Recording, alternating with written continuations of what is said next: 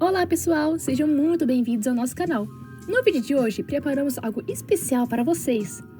Vamos mergulhar em um universo fascinante e essencial para entender o mundo em que vivemos, as grandes organizações internacionais.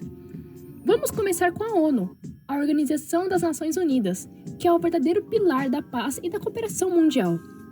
Nós iremos explicar como essa instituição funciona, onde está localizada e por que ela é tão crucial para a sociedade no momento atual. E não para por aí. Também iremos trazer um exemplo real em que a ONU desempenhou um papel vital. Em seguida, iremos apresentar a OMC, a Organização Mundial do Comércio.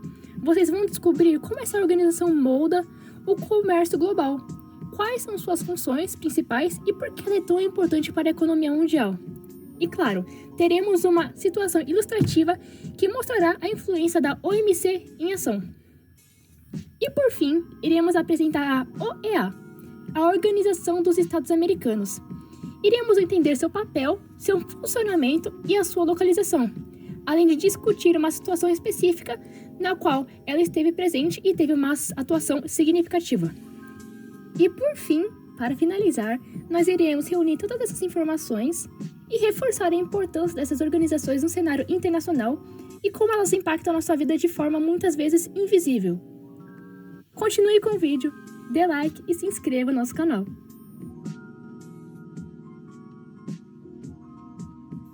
Agora vamos abordar sobre a Organização das Nações Unidas, conhecida como a ONU. E para entendermos melhor, vamos voltar lá para a Segunda Guerra Mundial, que foi de 1939 a 1945.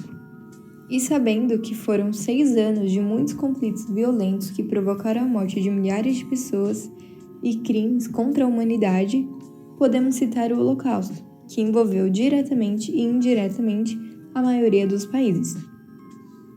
E com isso, viram que era necessário aplicarem um organismo intergovernamental que seria capaz de garantir a segurança e paz mundial, que foi quando surgiu a Organização das Nações Unidas.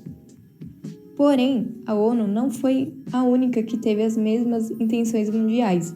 A sua antecessora foi a Liga das Nações, que foi criada pelo Tratado de Versalhes em 28 de julho de 1919, no fim da Primeira Guerra Mundial. Entretanto, ela falhou na sua missão de garantir que não houvesse mais a repetição de um conflito em um nível de guerra mundial, e com isso, quando a Liga das Nações foi encerrada, a ONU já havia sido fundada. Bom, depois da Segunda Guerra Mundial, na cidade de São Francisco, que é localizada no estado norte-americano da Califórnia, os representantes de 50 países realizaram uma reunião para que discutissem sobre a situação que o mundo se encontrava naquele momento, tendo como objetivo possíveis soluções para a paz e o desenvolvimento mundial. Essa reunião ficou conhecida como a Conferência de São Francisco, que foi realizada entre o dia 25 de abril e 26 de junho de 1945, e dela resultou a Carta das Nações Unidas. A Carta das Nações Unidas nada mais é do que o principal documento da ONU, que direciona as ações dela e estabelece os seus princípios básicos, objetivos e regras de conduta de seus países membros, que atualmente são 193, incluindo o Brasil.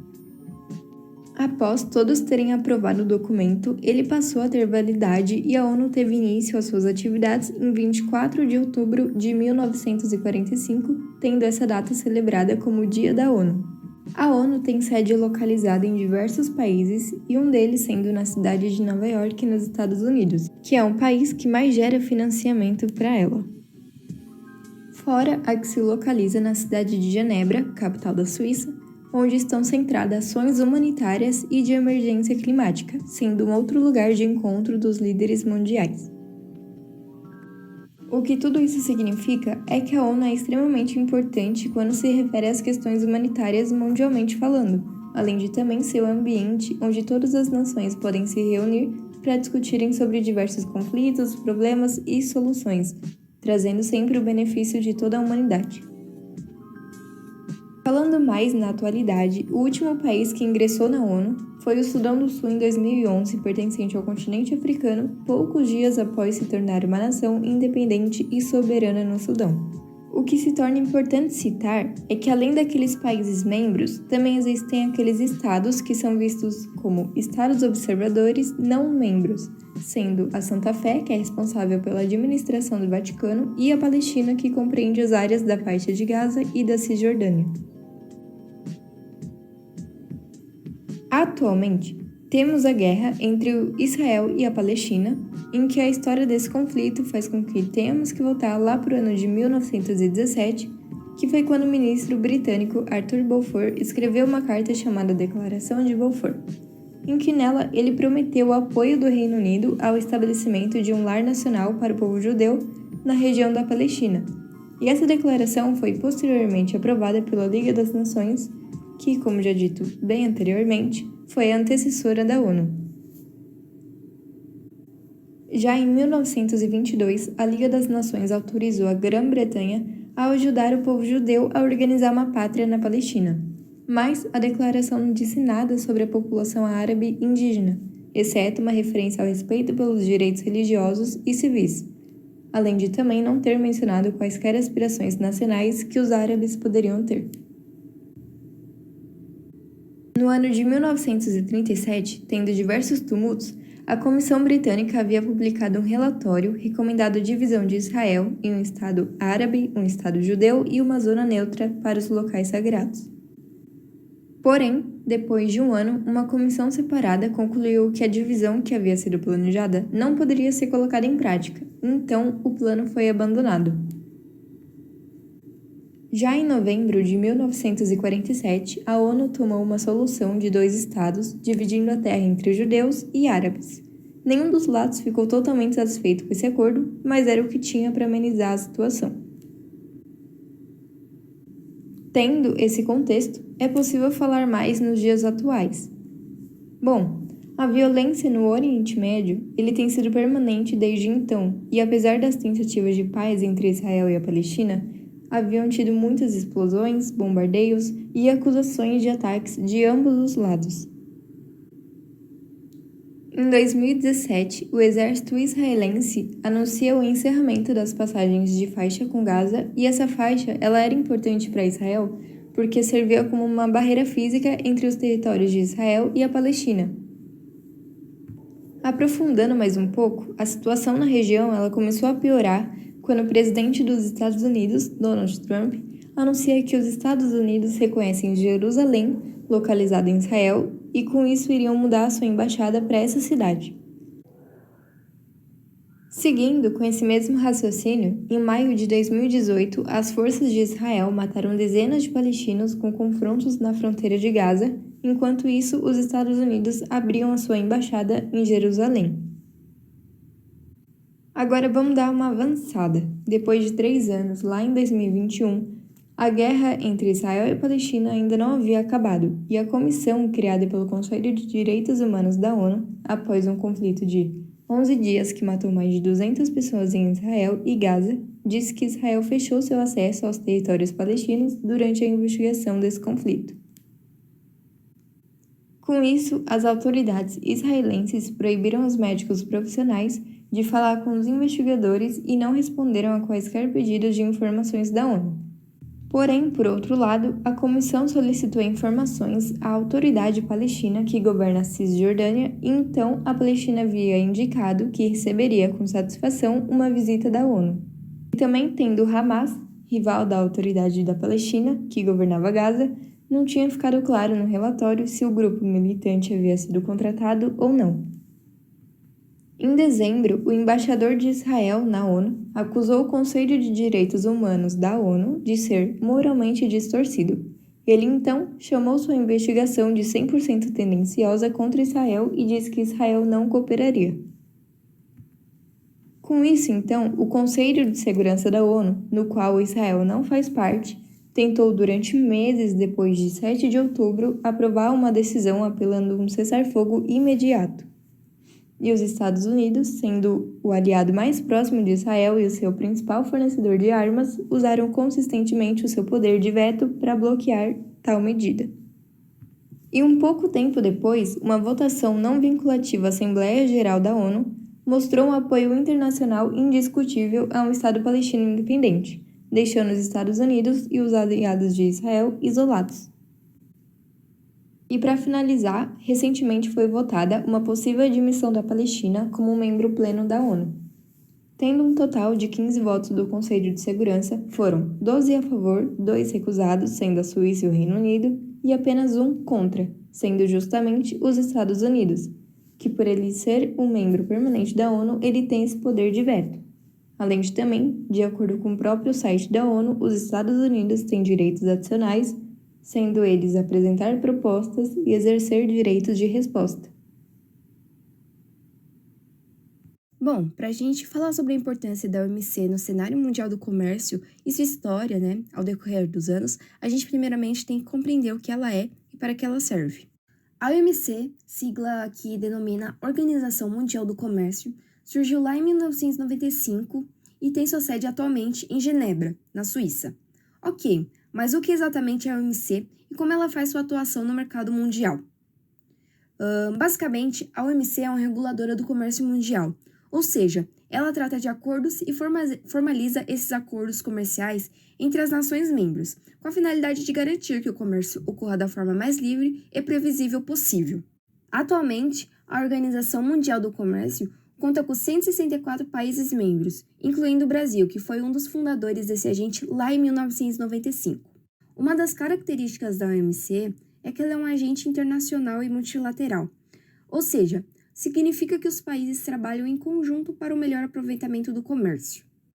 É muito importante ser dito que a Organização Mundial do Comércio foi criada durante a Rodada Uruguai, que pertence a uma série de debates entre os países com a finalidade de criar estratégias favoráveis no mercado global.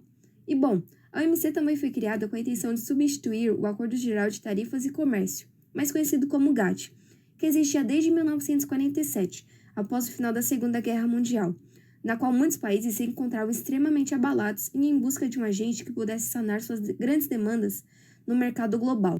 Ok, mas por que o GATT foi substituído pela OMC?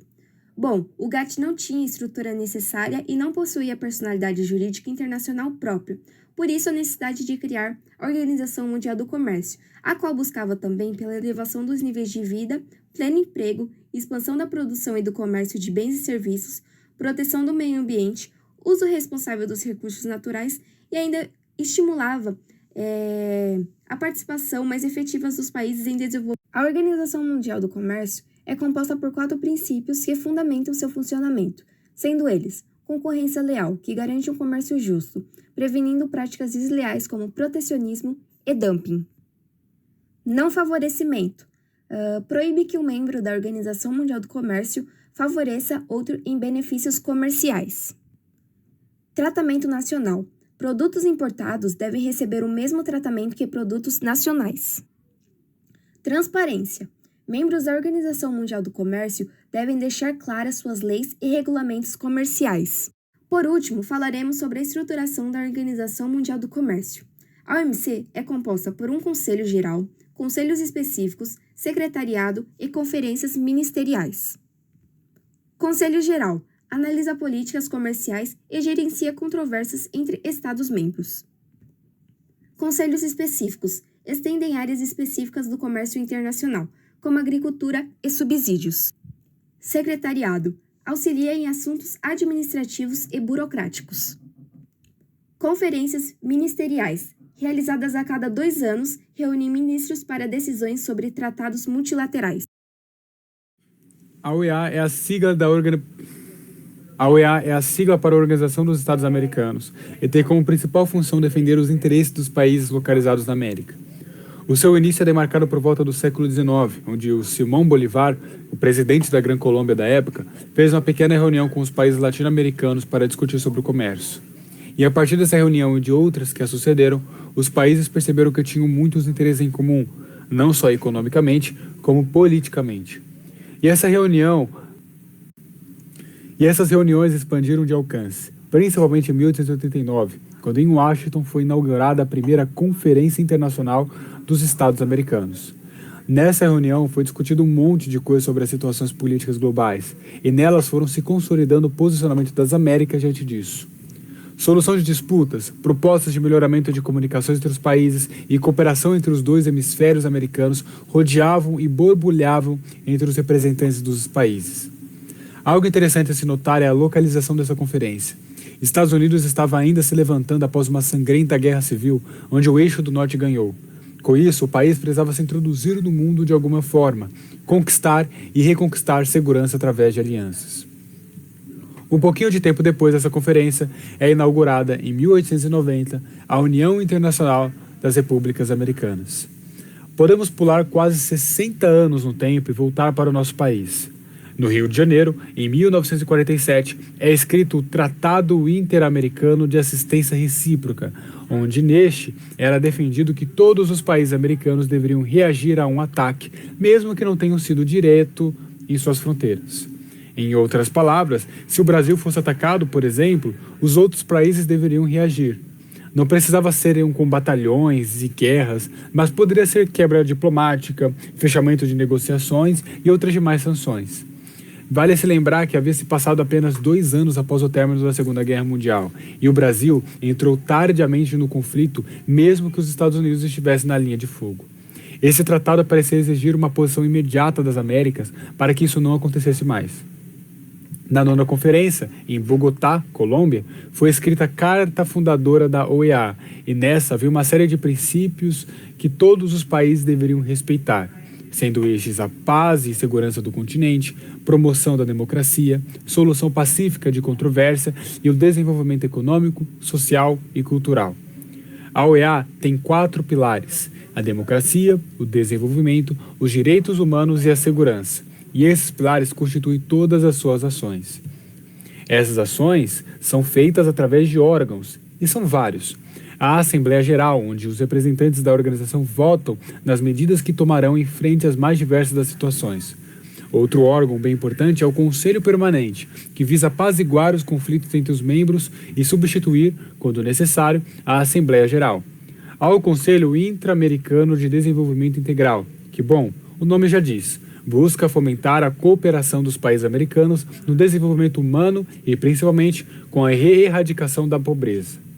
Há vários outros órgãos e especialidades da OEA, mas todos eles ajudam, de alguma forma, na promoção dos seus 4 pilares fundacionais.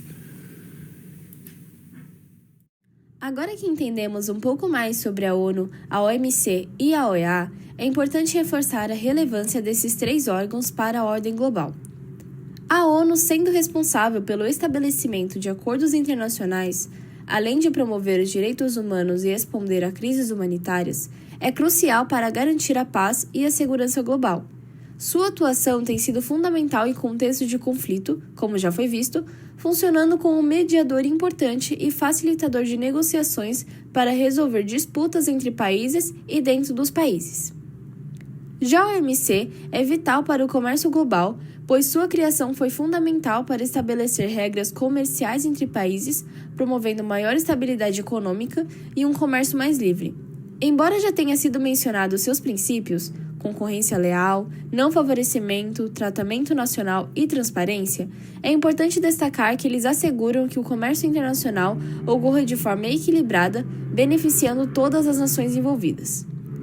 Por fim, a OEA fortalece a democracia e os direitos humanos nas Américas, oferecendo um fórum para a cooperação política e econômica entre seus membros. Sua importância se reflete na promoção de valores democráticos e na busca de soluções pacíficas para os desafios regionais. Essas organizações juntas contribuem para um mundo mais estável, próspero e cooperativo, mostrando que a colaboração internacional é fundamental para enfrentar os desafios globais.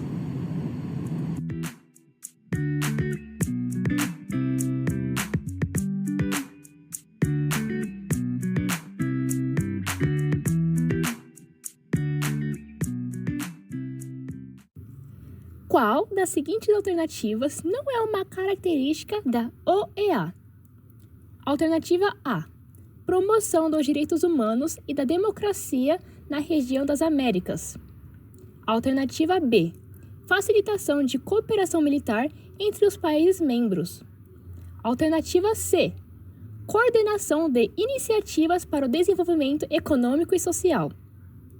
Alternativa D: estabelecimento de mecanismo para a resolução pacífica de conflitos regionais.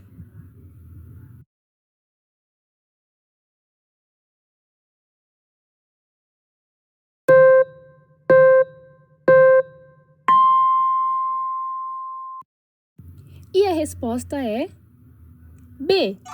Facilitação de cooperação militar entre os países membros. Em quais casos a ONU não pode interferir? Alternativa A. Em questões relacionadas à proteção ambiental global. Alternativa B. Em disputas comerciais entre países membros. Alternativa C. Em assuntos de política interna de um país, a menos que haja uma ameaça à paz e segurança internacional. Alternativa D. Em situações de emergência humanitária em países não membros.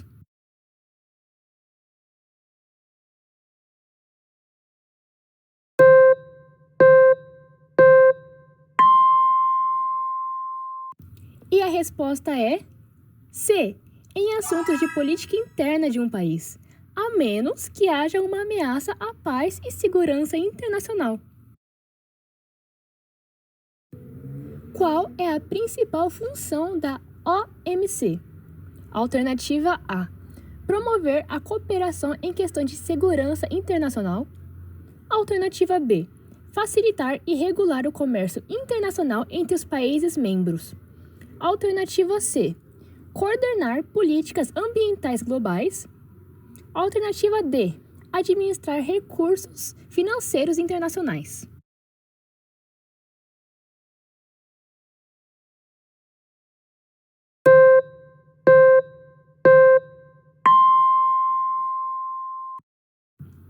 E a resposta correta é a alternativa B. Facilitar e regular o comércio internacional entre os países membros.